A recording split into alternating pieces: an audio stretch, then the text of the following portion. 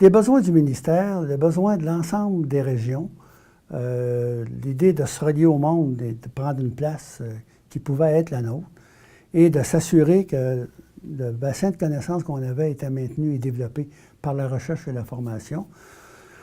Alors qu'on commençait à dire, bien, si on mettait tout ça ensemble, est-ce que ça ne sera pas de la nature? D'un institut de santé publique. On a regardé un peu ailleurs dans le monde. En autant que je me rappelle, je n'ai pas pu refaire de recherche bibliographique, là. Il n'y en a pas tellement, mais il y avait les pays scandinaves. La Suède, je pense, avait déjà à l'époque un institut qui avait fait sa marque. En Angleterre, il y avait des organisations un peu semblables. Elles nous ont servi un peu de modèle.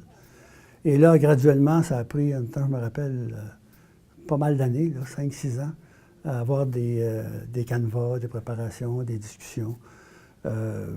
Beaucoup de travail de faire converger le monde ensemble. Parce que beau de dire on va faire ensemble, mais quand il s'agit de dire je laisse ça, je mets ça en commun ou je transfère certaines ressources, c'est moins évident. Et c'est ça qui, à mon sens, mon souvenir, des besoins qui ont convergé, qui ont pris une forme qui était celle de l'Institut. Et l'Institut a été lancé en 1998. Mais ce mûrissement-là, assez long, nous a conduit, entre autres, à penser à un institut, comme vous dites, qui avait son existence par lui-même, qui avait comme mission d'être au service de les différentes parties du système, mais qui avait son autonomie. C'est pour ça qu'on l'a créé dans une loi. Ça aurait pu être un décret qui crée l'Institut. Mais finalement, le consensus était assez fort pour dire assoyons quelque chose de solide sur une loi, qui peut toujours être changé, mais moins c'est un coup de crayon ou c'est un coup de cœur ou une réaction que si on pas un document aussi significatif. Alors, c'est ce qui nous a amenés jusqu'à aujourd'hui.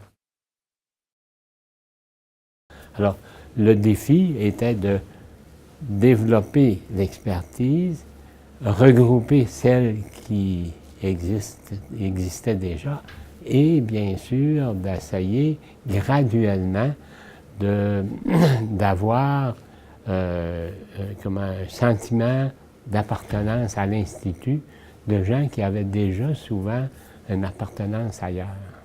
C'est un peu le gros défi, parce que le principe même de l'Institut a été facilement accepté de l'ensemble, dans le sens de dire qu'il faut regrouper notre expertise, il faut profiter de ce regroupement-là pour en développer davantage. J'ai été peut-être plus dans la mise en place de la structure, la mise en place de la dynamique avec les gens, le développement des différents niveaux. J'ai été plus impliqué là-dedans que des réponses spécifiques à des problèmes par l'Institut.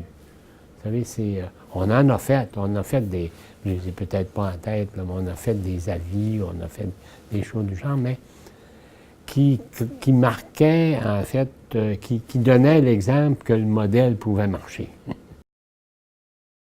L'Institut avait été créé déjà en 1998 et avait pris son air d'aller, avait déjà comme fait les principaux dossiers administratifs qui étaient nécessaires pour être capable d'être vivant. Mais il n'avait pas encore pris sa place à l'intérieur du réseau de la santé ni du réseau de la santé publique.